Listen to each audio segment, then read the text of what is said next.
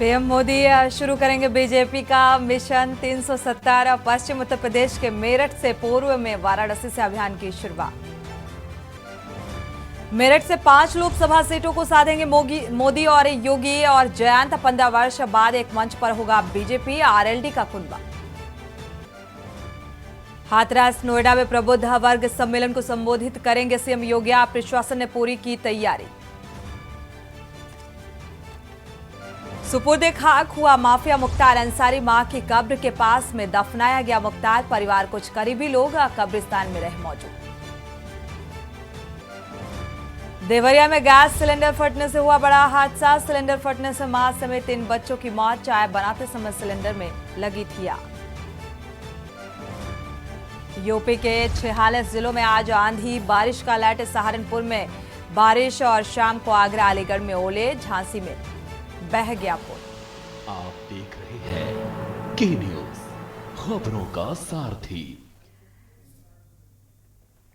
खबर उत्तर प्रदेश के साथ मैं सूरी चौहान। खबरों की शुरुआत अहम खबर के साथ। उत्तर प्रदेश के कानपुर को क्रिकेट का गढ़ माना जाता है और यहां से कई खिलाड़ी भारत के लिए भी खेले हैं और यूपी के युवा खिलाड़ियों के लिए एक और मंच सजकर तैयार हो गया है। कानपुर के मंधना स्थित चंद्रा क्रिकेट एकेडमी द्वारा होने वाले चंद्रा प्रीमियर लीग सीजन 2 का आयोजन होने जा रहा है और आपको बता दें कि इस बार आईपीएल की तर्ज पर इसमें खिलाड़ियों की बोली लगेगी और फिर उनको टीमों में बांटा जाएगा। और अगर बात की जाए टूर्नामेंट के बारे में तो इस बार ये टूर्नामेंट 2 एज ग्रुप में होना सुनिश्चित किया गया है और इस बार अंडर 16 और अंडर 19 एज ग्रुप के लोग शामिल होंगे। आपको बता दें कि इस बार फॉर्म के ऑनलाइन जो प्रक्रिया है वो पूरी की जाएगी और इससे आंध्र प्रदेश की युवा क्रिकेटर भी आराम से इसका हिस्सा बन सके। इस टूर्नामेंट में के न्यूज इंडिया मीडिया पार्टनर है। से बच्चों को एक बेहतर प्लेटफॉर्म देने की प्लानिंग है चंद्रा क्रिकेट एकेडमी द्वारा। पीछे भी चंद्रा प्रीमियर लीग का आयोजन हुआ था, पहला संस्करण, जो कि बहुत ही शानदार और सफल रहा था। उसी के पैटर्न पे सेकंड सीजन का आयोजन किया जा रहा है और उसमें इस बात का ध्यान रखा गया है कि इस बार सेकंड सीजन में अंडर 16 और अंडर 19 दोनों इस ग्रुप के बच्चों को खेलने का मौका मिलेगा, क्योंकि दोनों ही फॉर्मेट अलग अलग डिसाइड किया गया है सीपीएल सीजन 2 में। अब जो भी बच्चे इंटरेस्टेड हैं, जो चाहते हैं कि उन्हें सीपीएल सीजन 2 में खेलने का मौका मिले, तो बिल्कुल आप फॉर्म अवेलेबल है चंद्रा क्रिकेट एकेडमी के ऑफिस से ऑफलाइन फॉर्म ले सकते हैं आके। अगर आप कानपुर के बाहर से हैं और वहां से भी आप अप्लाई करना चाहते हैं, खेलना चाहते हैं सीपीएल सीजन 2 को, तो आप ऑनलाइन रजिस्टर कर सकते हैं हमारी वेबसाइट पे www.chandracricketacademy.in पे जाके। धन्यवाद। और इसी बीच राजधानी लखनऊ से हम खबर सामने आ रही है। कांग्रेस की जिला कमेटी के नेतृत्व में प्रदर्शन। 1823 करोड़ का नोटिस देने के मामले में प्रदर्शन किया जा रहा है। कांग्रेस मुख्यालय पर जोरदार प्रदर्शन जारी। कांग्रेस कार्यकर्ता मुख्यालय से आकर भवन तक कूच करेंगे और कांग्रेस को ईडी ने 1823 करोड़ का नोटिस थमाया है। भारी संख्या में पुलिस मौजूद और लगातार प्रशासनिक अमले की तरफ से इस प्रदर्शन को रोकने की कवायद।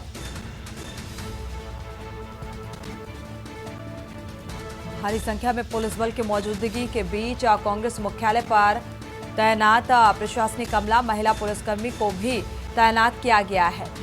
तो आयकर विभाग की तरफ से कांग्रेस को यह नोटिस थमाया गया। उसके बाद राहुल गांधी का जो बयान निकलकर सामने आया और कांग्रेस कार्यकर्ताओं का प्रदर्शन इसी बात से लेकर और आरोप कि आर्थिक तौर पर विपक्ष को कमजोर करने की साजिश की जा रही है।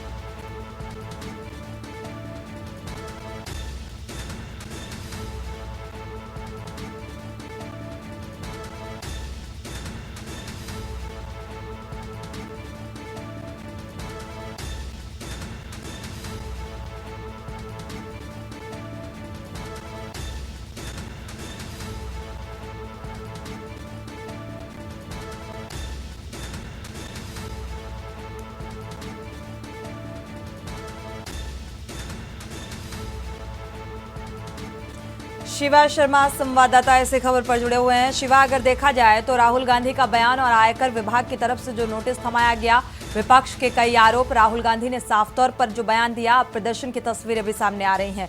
क्या कुछ अपडेट इस मामले को लेकर? देखिए, अभी कुछ ही देर पहले कांग्रेस पार्टी कार्यालय पर जो प्रदर्शन शुरू हुआ था वो फिलहाल खत्म हो गया है, क्योंकि लखनऊ पुलिस का दबाव उन पर ज्यादा था। ऐसे में कांग्रेस कार्यकर्ता जो थे वो कांग्रेस मुख्यालय से निकल करके आयकर विभाग की तरफ जाना चाहते थे और उसके बाहर वो प्रदर्शन करना चाहते थे। लेकिन पुलिस प्रशासन इस बात पर अड़ा हुआ था कि वो कांग्रेस पार्टी कार्यालय से बाहर की ओर न जाए, बहुत ज्यादा दूर तक न जाए। ऐसे में यातायात भी बाधित होता है और धारा 144 जो लगी हुई है उसका उल्लंघन होगा। तकरीबन 45 मिनट बाद जो कांग्रेस का पूरा प्रदर्शन था वो खत्म हो गया है और हाथों में बैनर पोस्टर लेके जवान जो जिला कांग्रेस कमेटी के लोग थे, जो जिला अध्यक्ष थे वेद प्रकाश, वो खुद इस बात को कह रहे थे कि केंद्र सरकार कांग्रेस को दबाने के लिए, कांग्रेस को लोकसभा चुनाव से पहले हल्का करने के लिए इस तरीके के हथकंडे अपना रही है और आयकर विभाग को एक हथियार बता करके इन्होंने कहा है कि केंद्र सरकार उसको इस्तेमाल कर रही है। हालांकि कांग्रेस की तरफ से तमाम जो पदाधिकारी थे उनका साफ तौर से कहना था कि लोकसभा चुनाव का जो मौसम है उसके चलते केंद्र सरकार इस तरीके के जो हथकंडे वो अपना रही है, लेकिन जो नोटिस उनको थमाया गया है वो किस तरीके से वैध नहीं है। और अगर बीजेपी को इस तरीके से अगर नोटिस का आंकलन करेंगे, पैसों का आंकलन करेंगे तो 4 से 5 गुना ज्यादा की रकम होगी। तो ऐसे में जो आयकर विभाग बिल्कुल, है, बीजेपी पेनल्टी भरे विपक्ष इस बात का भी जिक्र कर रहा है। जी बिल्कुल, इनका कहना है कि जो वित्तीय वर्ष की अगर तुलना से अगर गुना गणित किया जाए बीजेपी का, तो उसको करीबन 5 गुना पेनल्टी भरनी पड़ सकती है। ऐसे में सिर्फ लोकसभा चुनाव से पहले सिर्फ कांग्रेस को नोटिस जारी करना सीधे सीधे केंद्र सरकार पर निशाना है, ऐसा कि कांग्रेस कार्यकर्ताओं ने, पदाधिकारियों का कहना है और उनका रोष है। और उसी रोष के चलते आज इन्होंने ये प्रदर्शन प्लान किया और न सिर्फ लखनऊ में और न सिर्फ उत्तर प्रदेश में बल्कि ये देशव्यापी प्रदर्शन है। तो जो प्रदर्शन था वो कुछ देर का था, 45 मिनट का था तकरीबन, और इस प्रदर्शन को पूरी तरीके से लखनऊ पुलिस ने कहा जाए तो विफल कर दिया और उनका जो रूट मैप प्लान था उसको पूरी तरीके से ध्वस्त कर इस प्रदर्शन को कांग्रेस मुख्यालय तक ही सीमित कर खत्म करा दिया। बिल्कुल, फिलहाल जो प्रदर्शन है उसे खत्म कराया गया है। शिवा, शुक्रिया इस तमाम जानकारी को साझा करने के लिए। तो प्रदर्शन, क्योंकि प्रशासनिक अमले का दबाव जिसके चलते इस प्रदर्शन को खत्म करना पड़ा। फिलहाल लगातार जो कहा जा रहा था कि जिस तरीके से आयकर विभाग की तरफ से नोटिस थमाया गया है, तो इसको लेकर राष्ट्रव्यापी स्तर पर विपक्ष प्रदर्शन करेगा। बढ़ते आगे, लखनऊ से अहम खबर सामने आ रही है। पीएम मोदी शुरू करेंगे बीजेपी का मिशन 370। पश्चिम उत्तर प्रदेश के मेरठ में रैली का आगाज होगा और पूर्व में वाराणसी से अभियान की शुरुआत करेंगे प्रधानमंत्री नरेंद्र मोदी। पूरब से पश्चिम तक चुनावी शंखनाद होगा प्रधानमंत्री नरेंद्र मोदी का और 55% वोट के लिए बीजेपी ये मिशन की शुरुआत करने जा रही है। 370 वाराणसी की 650 बूथों पर टिफिन बैठक होगी और टिफिन बैठक में वर्चुअल प्रधानमंत्री नरेंद्र मोदी भी जुड़ेंगे। प्रत्येक बूथ से जुड़ेंगे कम से कम 100 कार्यकर्ता मौजूद रहेंगे और 65,000 कार्यकर्ताओं को बूथ मजबूत करने का तरीका बताएंगे, यानी कि चुनावी मंत्र। और प्रदेश के करीब 1.63 लाख बूथों पर कार्यक्रम का आयोजन किया जा रहा है और कार्यक्रम का शुभारंभ करने के बाद जो बड़े नेता हैं वो भी इस चुनावी प्रसार में इस कार्यक्रम का हिस्सा होंगे, इससे जुड़ेंगे। अमित शाह, जेपी नड्डा भी बूथ कार्यक्रमों में जुड़ेंगे और सीएम योगी आदित्यनाथ भी बूथ से जुड़ेंगे, आयोजन में शामिल होंगे, क्योंकि प्रचार प्रसार में सीएम योगी आदित्यनाथ और प्रधानमंत्री नरेंद्र मोदी और तमाम बीजेपी के बड़े नेताओं की जो सतर्कता है वो नजर आ रही है। चुनावी प्रचार प्रसार के लिहाज से इन कार्यक्रमों का आयोजन और प्रधानमंत्री नरेंद्र मोदी भी वर्चुअल जुड़ेंगे इन कार्यक्रमों का हिस्सा। और जो बड़े नेता हैं अमित शाह समेत जेपी नड्डा भी इन कार्यक्रमों में जुड़ेंगे। बूथ तक जाने की कवायद बीजेपी की। तो कार्यक्रम का शुभारंभ करने के बाद ये सभी नेता इन बूथों से जुड़कर सरकार की योजनाओं को बताना और प्रचार करना।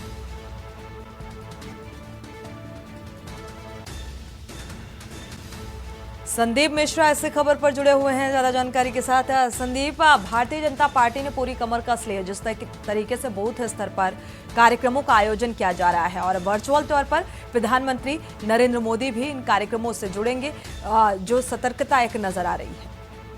बिल्कुल, देखिए निश्चित तौर पे जिस तरीके से आगामी लोकसभा चुनाव को लेकर के भारतीय जनता पार्टी हर तरीके से चाहे बूथ स्तर हो या फिर जो है चुनावी शंखनाद हो तो वो करती हुई नजर आ रही है। अगर हम प्रधानमंत्री नरेंद्र मोदी की हम अगर मिशन 370 की अगर बात करते हैं तो जिस तरीके से पश्चिमी से लेकर के से पूरब तक जो है पूरी तरीके से इस जो शंखनाद है वो करते नजर आएंगे। यानी कि वर्चुअल के माध्यम से देखा जाए तो बूथों से जुड़ेंगे और पीएम मोदी सबसे बातचीत करते हुए नजर आएंगे। लगभग बताया जा रहा है कि 55% वोट के लिए जो बीजेपी जो शुरू है वो 370 का जो मिशन है वो उसको लेके चल रही है। यानी कि कहीं ना कहीं प्रत्येक बूथ पर जो जुड़ने वाले जो कार्यकर्ता हैं उनको लगभग जो है जोड़ने का प्रयास होगा। इसके साथ ही साथ उन सभी से संवाद किया जाएगा वर्चुअल माध्यम से कि कैसे उनकी समस्याओं का निवारण किया जा सके। यानी कि लोकसभा चुनाव है तो लोकसभा चुनाव में भारतीय जनता पार्टी किसी भी तरीके से कोई कसर नहीं छोड़ना चाह रही है, चाहे वो बूथ स्तर पे हो या फिर ऊपर स्तर पे हो। हर तरीके से भारतीय जनता पार्टी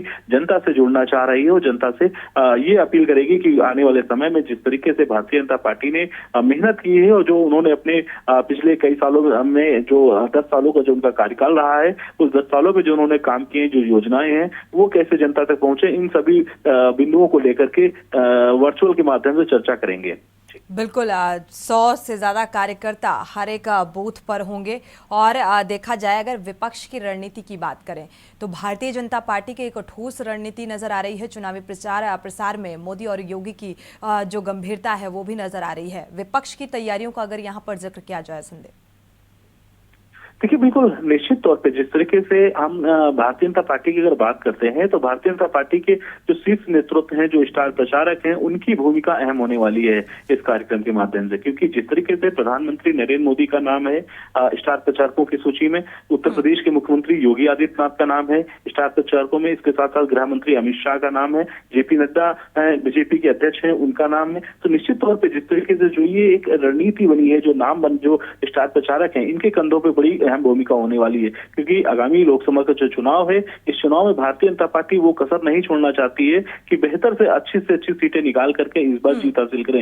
लेकिन अगर हम वहीं विपक्ष की बात करते हैं तो विपक्ष भी लगातार जो है अपने कई बिंदुओं को लेकर के लगातार चर्चा में है बना हुआ है। लेकिन साफ है कि जिस तरीके से विपक्ष कई ऐसी जो बिंदु हैं जिनको लगातार वो उठा रहा है। यानी कि लोकसभा चुनाव में पहले जो है अपने कार्यकर्ताओं को विपक्ष भी मजबूत करने का पूरा इरादा है और उसको लेकर के लगातार वो बूथ स्तर पर भी मजबूती कर रहा है। लेकिन अगर कहीं ना कहीं भारतीय जनता पार्टी की अगर बात करें तो प्रदेश की 1.6 लाख बूथों पर कार्यक्रम कराए जाएंगे। ये एक बड़ा अहम चीज होगा। बिल्कुल शुक्रिया इस तमाम जानकारी को साझा करने के लिए। तो फिलहाल विपक्ष कितनी टक्कर दे पाएगा, क्योंकि स्टार प्रचारक की जो लिस्ट है भारतीय जनता पार्टी की जो रणनीति है उसी के आधार पर हर बूथ स्तर तक पहुंचने की कवायद और उन योजनाओं का जिक्र करना। बढ़ते आगे देवरिया से अहम खबर सामने आ रही है। गैस सिलेंडर फटने से बड़ा हादसा हुआ है। गैस सिलेंडर पर चाय बनाते समय आग लग गई और सिलेंडर फटने से 3 बच्चों की मौत हो गई है। फायर ब्रिगेड ने कड़ी मशक्कत के बाद आग पर काबू पाया। घटना की सूचना पर डीएम, एसपी संग आला अधिकारी भी पहुंचे और आला अधिकारियों ने घटनास्थल पर निरीक्षण किया, जायजा लिया। पुलिस ने शत शवों को फिलहाल कब्जे में लिया है। भलुवनी थाना क्षेत्र के भगत सिंह वार्ड का मामला सामने आ रहा है। तो चाय बनाते वक्त यह हादसा हुआ।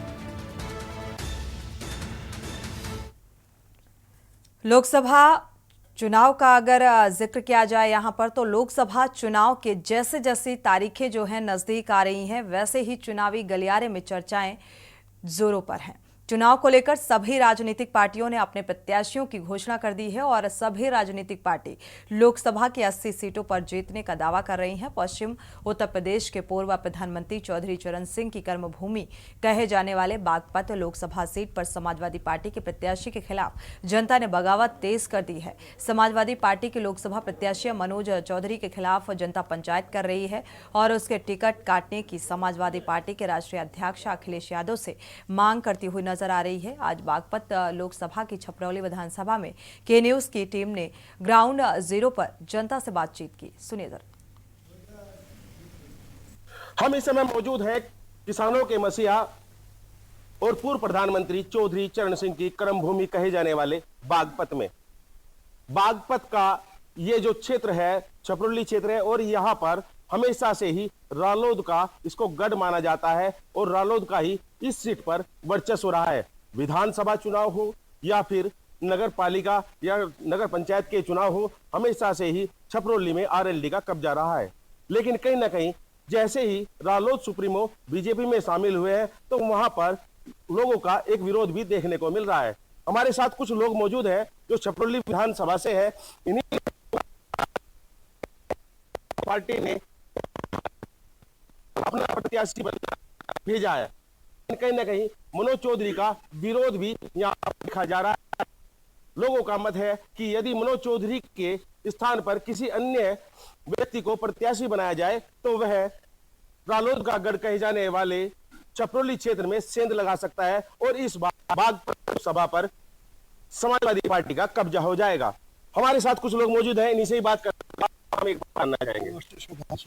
मास्टर सुदान जी, आप बहुत कर्मठ कार्यकर्ता रहे हैं, समाजवादी पार्टी कार्यकर्ता रहे हैं। बहुत से ऐसी मिसाल यहाँ पर है जो आपके नाम से भी दी जाती है कि समाजवादी पार्टी का जो वर्चस्व कायम हुआ था उसमें कहीं ना कहीं आपकी भूमिका भी उसमें देखी जा रही थी। तो जब समाजवादी पार्टी ने इस चौधरी को अपना प्रत्याशी बनाया तो क्या लग रहा है उसका कि क्या जीत पाएंगे या क्या विरोध नजर आ रहा है? उसका तो विरोध जो है, 2 बार उसे विधानसभा का टिकट दिया, दोनों बार रहा, उसकी कोई अच्छा प्रदर्शन नहीं रहा और वो लोगों से मिलनसार भी नहीं है। टिकट लड़ने के बाद वो पूरे क्षेत्र में किसी के भी यहाँ दुख दर्द में, ब्याह शादी में या मरण जीवन में कभी कोई नहीं आया। और ने जब सत्ता थी, जब उसने कोई कार्य किया, प्रयास भी नहीं किया। मैंने प्रयास किए, दोनों प्रयास सफल हुए। समाजवादी पार्टी ने पुल मंजूर कराए छपरौली और सड़क बड़ौद से टंडे तक सड़क उसी पुल के ना की बनाई थी। वो सरकार टूट गई, वो तो वक्त की बात है, पर लेकिन आधारशिला जो नींव रखी वो समाजवादी पार्टी ने रखी। मनोज का कोई लेना देना इससे नहीं है, विकास कार्यों से, इसलिए लोग नाराज हैं उससे। यहाँ नए प्रत्याशी की उम्मीद करते हैं। विकल्प के रूप में मनोज उचित नहीं है। जैसे प्रत्याशी की घोषणा हो चुकी है, नामांकन भी हो रहे हैं, 2 दिन से नामांकन चल रहे हैं, दूसरे चरण में मतदान होगा, 26 अप्रैल को यहाँ मतदान होना है। तो इसको लेकर क्या आपने पार्टी सुप्रीमो से या किसी अन्य पदाधिकारी से कोई बात की है इस संबंध में? अखिलेश से की हमने, अखिलेश से राष्ट्रीय अध्यक्ष से बात की, अपना विचार रखा, अपनी राय बताई इलाके की। क्या आश्वासन मिला वहां से आपको? उसने कहा ठीक है, विचार करेंगे। मतलब उम्मीद क्या लग रही है आपको, क्या प्रत्याशी का चयन दूसरा होगा या मनोज चौधरी ही प्रत्याशी रहेंगे? उम्मीद लग रही है हमें टिकट मनोज चौधरी का कट जाएगा। हम पहले रालोद को पसंद करते थे, लेकिन रालोद ने भाजपा में जाके एक आस्था हमारी तोड़ी है, तो इसलिए सब लोग नाराज हैं। हम चाहते हैं कि विकास बाबा यहाँ कैंडिडेट आए और उसको चुनाव जिताने का काम किया जाए। हमारे साथ कुछ और लोग भी मौजूद हैं, इनसे भी बात करते हैं। आपका नाम जानना चाहेंगे? तहसीम है जी मेरा नाम। तहसीम जी, आप जैसे मुस्लिम है और क्या लग रहा है कि जैसे मनोज चौधरी को टिकट दिया गया है तो कैसा उनका प्रदर्शन रहेगा? क्या चुनाव जीत पाएंगे? नहीं जी, क्यों नहीं जीत पाएंगे? चुनाव जीतने की तो बात हो रही है, वो तो कहीं दौड़ो में, कहीं नजदीक भी नहीं है चुनाव के, लास्ट में रहेंगे, सबसे लास्ट में रहेंगे, सबसे लास्ट। अब रालोद का जैसा गढ़ इसको माना जाता है, तो इसके विषय में क्या कहेंगे आप कि यहाँ पर क्या समाजवादी पार्टी अपना वर्चस्व कायम कर पाएगी? हाँ, खूब कर सकते हैं जी। हम 2014 में दूसरे नंबर पर रहे, 4 तीसरे पर रहे थे। हमारा गढ़ है यहाँ से, हम जीत सकते हैं यहाँ चुनाव। इतना बड़ा मसला नहीं। समाजवादी पार्टी बागपत में मजबूत स्थिति में, लेकिन बशर्ते कैंडिडेट मजबूत होना चाहिए। इस कैंडिडेट को बदलकर किसी नए कैंडिडेट को, खास करके जो जनता की मांग है, विकास बाबू को लाए और समाजवादी पार्टी यहाँ से जो है लोकसभा 5 विधानसभा में चबरली, बड़ौद, बागपत, चिवालघाट, मुरादानगर सब में समाजवादी जीतेगी। बहुत वोट है हमारे पास। बहुत बहुत धन्यवाद। इनका साफ तौर पर कहना है कि यदि यहाँ पर जो प्रत्याशी है उसको बदल दिया जाए तो यहाँ पर समाजवादी पार्टी अपना वर्चस्व कायम कर पाएगी। हमारे साथ कुछ और भी मौजूद है, इधर आ जाइए। आपका भी एक बार परिचय जानना चाहेंगे? मैं महेश चंद्र शर्मा जी। मतलब समाजवादी पार्टी ने एक प्रत्याशी मनोज चौधरी को उतारा है मैदान में, हर जगह इसका विरोध देखा जा रहा है। लोकसभा चुनाव है, बहुत कम समय रह गया है, तो क्या मतलब क्या चाहते हैं आप कि उसकी जगह पर किसको इसको रखा जाए या क्यों इसका विरोध किया जा रहा है? नहीं, विरोध तो इसलिए कह रहा है कि करा जा रहा है कि हम समाजवादी हैं। हम वैसे तो ये चीज़ें नहीं कहनी चाहिए, पर इसलिए हम कह रहे हैं कि प्रत्याशी हमारा डमी कैंडिडेट की तरह लड़ रहा है। उसके एक तो सबसे पहला पॉइंट तो समाजवादियों को वो काम नहीं कर रहा, उनके से मिल नहीं रहा, अपनी टीम को साथ लेके नहीं चल रहा है जो समाजवादी लोग हैं। उसके अलावा जाट बिरादरी को भी वो ज़्यादा असर नहीं दिखा पा रहा है। अलग एक खाली से एक मोमडन वोट पे वो नहीं बन पाएगा, और मोमडन भी जब जुड़ते हैं, जब अलग बिरादरी उसके साथ जुड़ती है, तो उसी के अनुसार यदि चाहे तो प्रत्याशी बदलना पड़ेगा। वो हमारे अच्छा नहीं लग रहा हमें भी, और ना पूरी टीम को अच्छा लग रहा है। ये बिल्कुल का साफ तौर पर कहना है कि जिस तरह से यहाँ मनोज चौधरी को प्रत्याशी बनाया, कहीं ना कहीं उसका विरोध भी यहाँ पर देखा जा रहा है। लेकिन अब कम समय है और यहाँ पर रालोद का ही कब्जा रहा है। पिछली बार भी 2019 का चुनाव हुआ था, उसमें भी जयंत चौधरी को हार का सामना करना पड़ा था और यहाँ से भाजपा से सतपाल सिंह सांसद बने थे। लेकिन कहीं ना कहीं समीकरण बदलते नजर आ रहे हैं। कैमरा पर्सन के साथ कुलदीप पंडित, के न्यूज बागपत।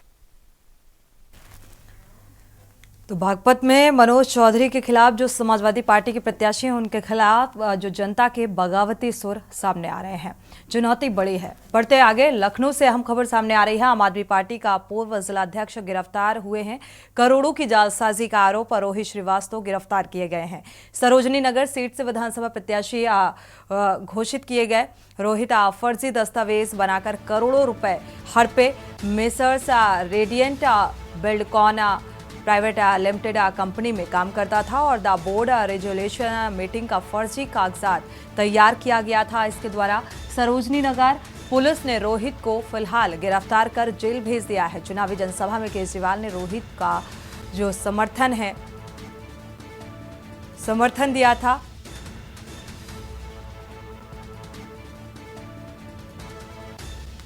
तो पूर्व जिलाध्यक्ष की गिरफ्तारी, आम आदमी पार्टी के फर्जी दस्तावेज तैयार करने का आरोप और जालसाजी की गई और इसी के चलते अब गिरफ्तार कर जेल भेज दिया गया है। तो फर्जी दस्तावेज बनाकर करोड़ों हड़पे गए।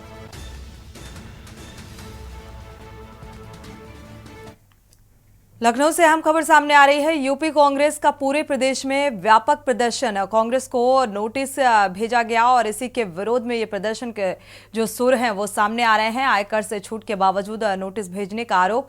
कांग्रेस को करीब 1823.08 करोड़ का नोटिस थमाया गया और इसी के खिलाफ कांग्रेस कार्यकर्ता सड़कों पर उतर आए। कांग्रेस के खाते फ्रीज करने के खिलाफ भी ये प्रदर्शन। जनपद मुख्यालयों पर कांग्रेस नेता कार्यकर्ता प्रदर्शन करेंगे और करीब 12 बजे से प्रदर्शन की शुरुआत हुई। हालांकि अब तक जो अपडेट सामने आ रहा है, अब प्रदर्शन फिलहाल खत्म हो चुका है क्योंकि प्रशासनिक अमले का दबाव और इसी के चलते ये प्रदर्शन खत्म किया गया।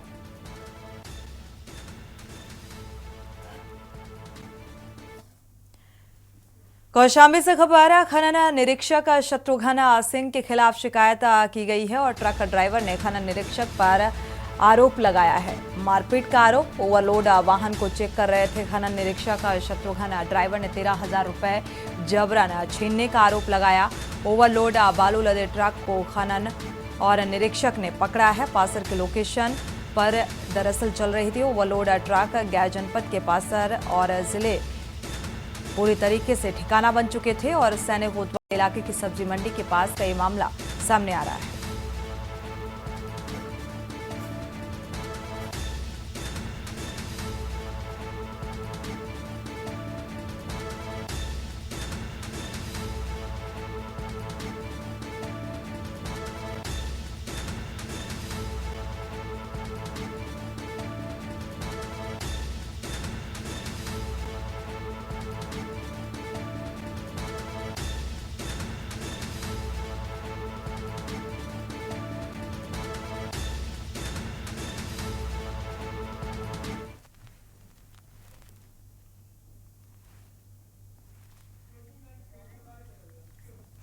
और इसी के साथ बुलेटिन में फिलहाल बस इतना ही। आगे खबरों के लिए आप देखते रहिए के न्यूज़ इंडिया।